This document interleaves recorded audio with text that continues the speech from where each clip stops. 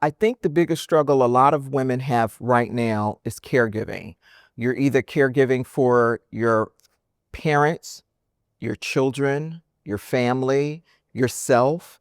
And I think that's a struggle a lot of people are trying to deal with right now, especially as women, because we are the nurturers. We're the ones people seek for guidance and support.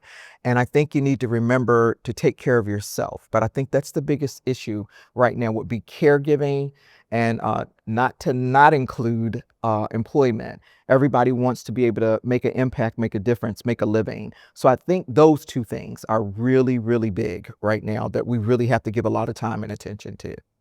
Oh, wow. I think the impacts of unhealed relationships.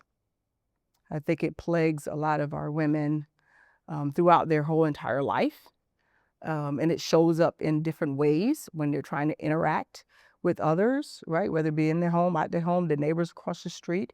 And I think when they realize that all of us are going through something, and they're willing to open that up a little bit, then they will find community. And it's really in community where we heal the most.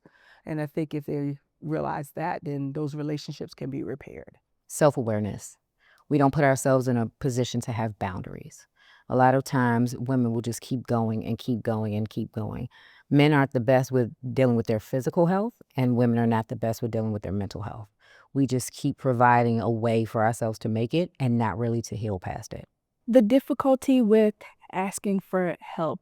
And I think I see that in two ways. One is like, I don't know how to ask for help. And the other end is if I ask for help, will help be there, right? Like we have this idea of like the strong Black woman specifically. So, like, am I going against that idea if I ask for help? And then will people even support me because I'm supposed to have it together and be strong? So what does it even look like to get support with that? But I think overall, just asking for help and actually getting the support. Taking time out for self is a selfish act. It's a radical act, and we should do it without hesitation and with no regrets. Saying the quiet part out loud is saying how you feel in the moment.